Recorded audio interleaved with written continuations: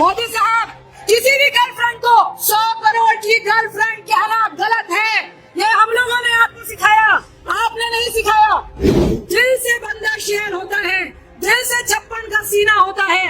आपकी चार चौड़ी छाती देकर कोई 56 का सीना नहीं होता है। प्रधानमंत्री साहब, हम मानेंगे आपका 56 का सीना है, हम मानेंगे आप ईमानदार हैं। आप 56 के सीने के साथ कहिए, अडानी मेरा मित्र थे, अडानी मेरा मित्र है, अडानी मेरा मित्र रहेगा। लेकिन अगर उसने कुछ घोटाला किया है तो इस देश की खातिर अडानी को भी जांच से गुजरना पड़ेगा। मोदी साहब, अब तो बता दीजिए, हम कानूनी कार्रवाई झेलेंगे, लेकिन वो 20,000 करोड़ थे किसके?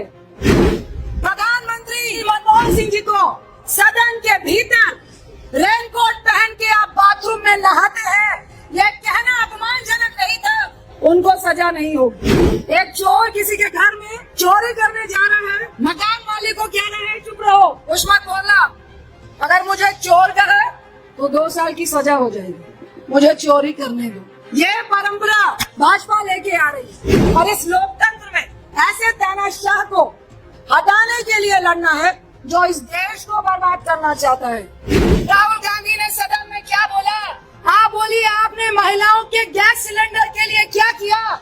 जब तक आप ठोक ठोक के उन्हीं के वादों की याद नहीं दिलाओगे, तब तक वो आपके साथ खेलना बंद नहीं करेंगे। क्योंकि गांधी फैमिली में सिर्फ मैडम सोनिया गांधी जी नहीं है, प्रियंका गांधी जी नहीं है, राहुल गांधी जी नहीं है।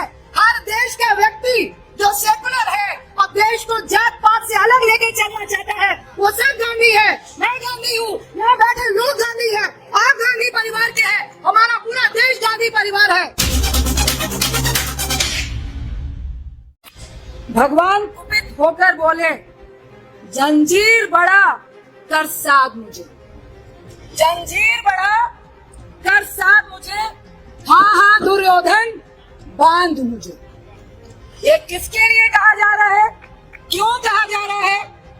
ये वो 56 सिंह का सीना है, क्योंकि जो सही में मजबूत होते हैं, जिनका सही में सीना 56 का हो, 55 का हो या 40 का हो, दिल से बंदा शेर होता है, दिल से 56 का सीना होता है। आपकी चार चौड़ी छाती देकर कोई 56 का सीना नहीं होता है। मोदी साहब, प्रधानमंत्री साहब, आपको इस सत्याग्रह से हम ललकारते हैं।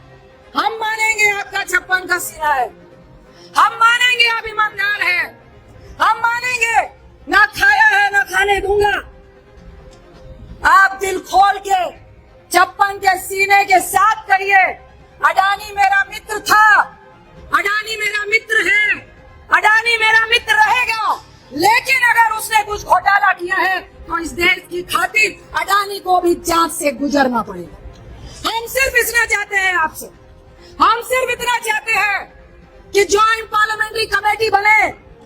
राहुल जी सिर्फ इतना चाह रहे थे, आपने नोटबंदी की, लोगों को लाइनों में निकाला, अपनी माता श्री को भी लाइन में लगाया।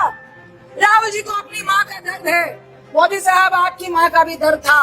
उन्होंने कहा इस तरह से सिर्फ राजनीति के लिए किसी भी माताओं को यूज ना करे, किसी भी बहन को यूज ना करे, किसी भी गर्लफ्रेंड को 100 करोड़ की गर्लफ्रेंड कहना गलत है। ये हम लोगों ने आपको सिखाया, आपने नहीं सिखाया। प्रधानमंत्री, पूर्व प्रधानमंत्री मनमोहन सिंह जी को सदन के भीतर रेनकोट पहन के आप बाथरूम में नहाते हैं, यह कहना अपमानजनक नहीं था। एक प्रधानमंत्री का पूर्व प्रधानमंत्री के लिए उनको सजा नहीं होगी। एक बेटे को अपने पिता के लिए नाम पूछना, उसको सजा नहीं होगी। क्यों? ये लोकतंत्र नहीं है, ये भाजपा का राजतंत्र है। और इस राजतंत्र में या तो आप उनके साथ हाँ में हाँ मिलाएंगे, अन्यथा ईडी, सीबीआई और अब एक नई परंपरा शुरू हुई है, डिस्क्वालिफिकेशन, सदन से आपको बाहर कर दिया जाएगा। ये गाज आज राहुल गांधी जी पे नहीं गिरी है, ये गाज आज विपक्ष के आवाज पे गिरी है। आज राहुल गांधी है, कल कोई दूसरा नेता होगा, कल कोई तीसरा नेता होगा, और आवाम में बैठे हुए आप लोग होंगे कि आप सत्याग्रह में क्यों आए। किसका सत्याग्रह था? कांग्रेस का। सबको हथकड़ी पहनाओ, क्योंकि यहाँ पर धारा 144 लगी हुई है। अभी जाते जाते पता कीजिएगा कि शायद हम में से कितनों को वो फिर से उठाकर लेके जाएंगे। ऐसे बात नहीं बनेगी तो 2-2 4 की टुकड़ी में आप राह चलते किसी को चोर कह दिया। अभी एक व्हाट्सएप में बहुत वायरल हो रहा है कि भैया एक चोर किसी के घर में चोरी करने जा रहा है और मकान मालिक को कह रहा है चुप रहो, कुछ मत बोलना, अगर मुझे चोर कहा तो 2 साल की सजा हो जाएगी, मुझे चोरी करने दो। ये परंपरा भाजपा लेके आ रही है। हमारी बहन प्रियंका जी बोल रही थी, सही में सबका दिल भराया।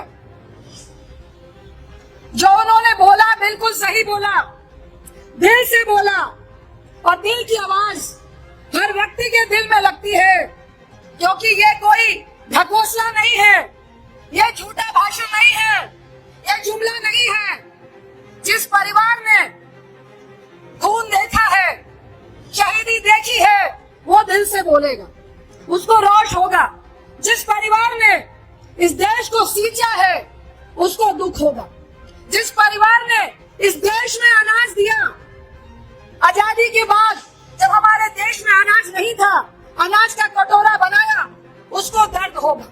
जिस परिवार ने बैंकों का राष्ट्रीयकरण किया, उसको दर्द होगा। मीडिया वाले मेरे भाई सोच रहे होंगे कि मैं गांधी फैमिली की बात कर रही हूँ। नहीं भाई, मैं गांधी फैमिली की बात नहीं कर रही हूँ, क्योंकि गांधी फैमिली में सिर्फ मैडम सोनिया गांधी जी नहीं है, प्रियंका गांधी जी नहीं है, राहुल गांधी जी नहीं है। हर देश का व्यक्ति जो सेकुलर है और देश को जात पात से अलग लेके चलना चाहता है, वो सब गांधी है। मैं गांधी हूँ, ये बैठे लोग गांधी है, आप गांधी परिवार के हैं, हमारा पूरा देश गांधी परिवार है। ये राजतंत्र नहीं है, और ये हमें अब ठोक के बताना पड़ेगा कि जिस परिवार की बात कर रहे हैं वहाँ अकेले प्रियंका गांधी नहीं खड़ी है। मेरी बहन भी प्रियंका है, मेरा भाई भी राहुल है, मेरी माँ है मैडम सोनिया गांधी, आपकी माँ है मैडम सोनिया गांधी। वो अपने घर को भरने के लिए, अपने परिवार के लिए आपको नहीं सींच रहे हैं।